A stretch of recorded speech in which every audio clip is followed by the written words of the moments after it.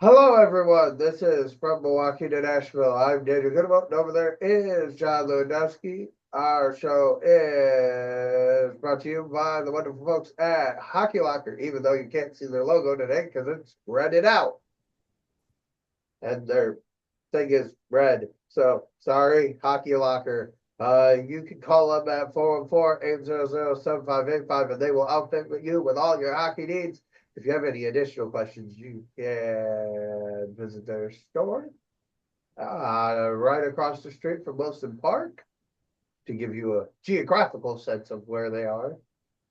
Um, Beyond that, today we have one game for you, and then we have an announcement for you. Well, two announcements, but Yes. Well, I have an announcement, you have an announcement. right.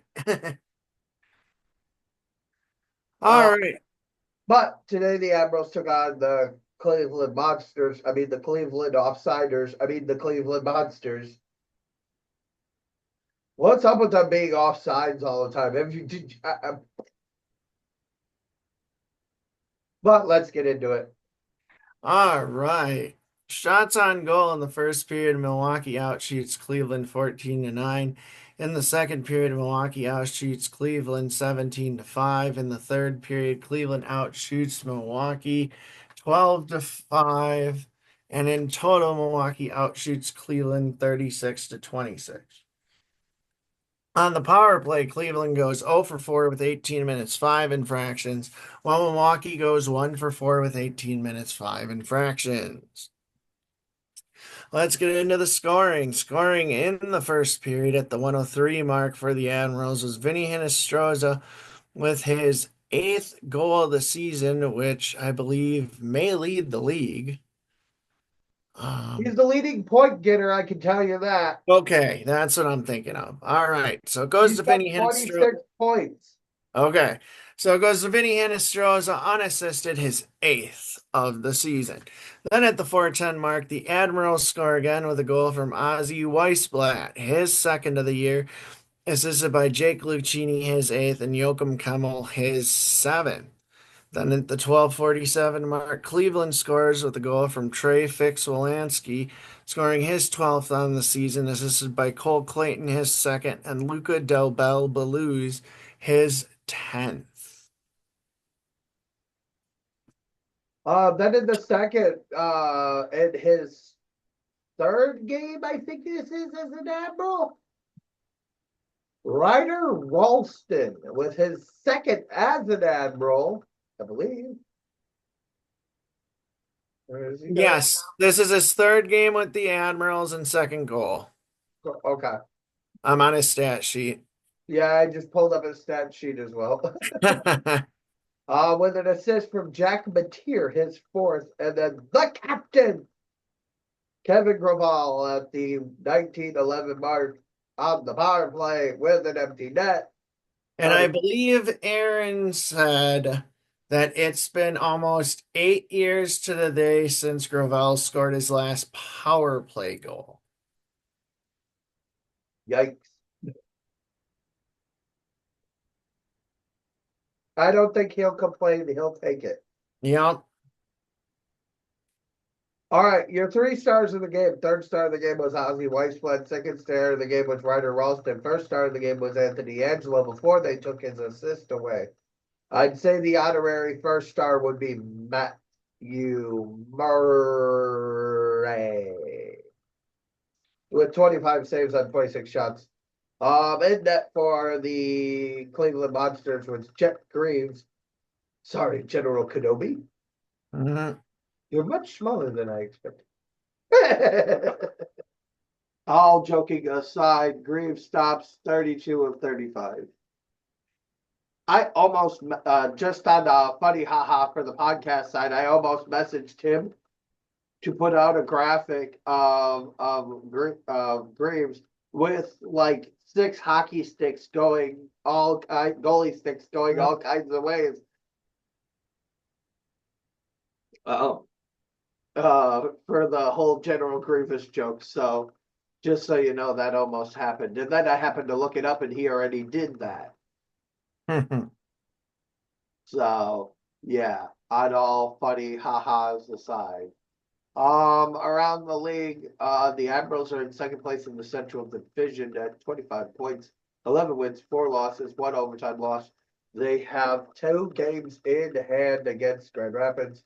They do give up 1 game in hand to Texas. That game is currently underway.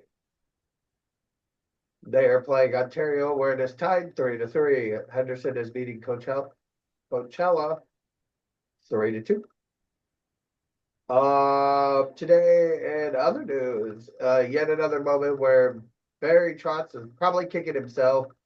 Wedgwood wins. Grigoriev's in net for the Avalanche. They gives up 4 goals, puts in Wedgwood. The Avalanche come back to beat the Sabres 5-4. So another thing to stick in the craw of the Preds fans.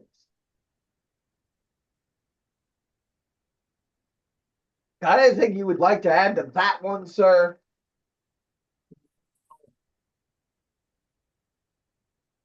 I'll keep harping on what could have possibly been with a 1-2 tandem duo with Ingram and Askarov. You had, I'm sorry, in my mind, they passed up what could have been a once in a generation goalie tandem. And it wouldn't have cost him a fortune like Saros is.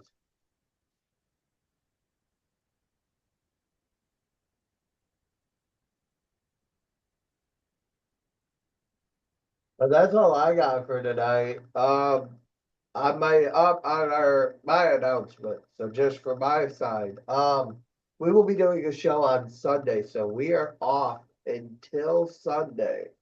Where we will be back with the coverage of all the games.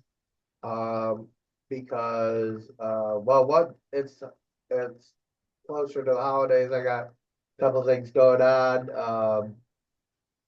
Thursday night I have my kids uh Christmas play thingy at school.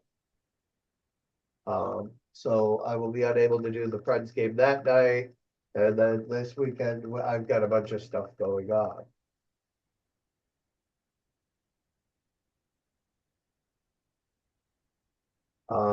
And John, you can give your update before we. All right. Well, my update is I have been working on wallpapers, whether you want to use them for your phone or computer, whatever. Special holiday slash Christmas, however you want to say it, is up to you. That's why I'm saying both. But backgrounds for each of the 3 teams will be releasing one set a week of the holiday-ish graphics. And if I'm feeling creative, I may release more. As well, we will be doing a Friends show once a week, for the entire month of December, on the basis that we are taking the time for family time. As far as the Admirals are concerned, their games, we will be covering their home games, but their road games we will be covering at the same time as we cover the Friends. So if they're on the road, Friends and the Admirals show will be in the same.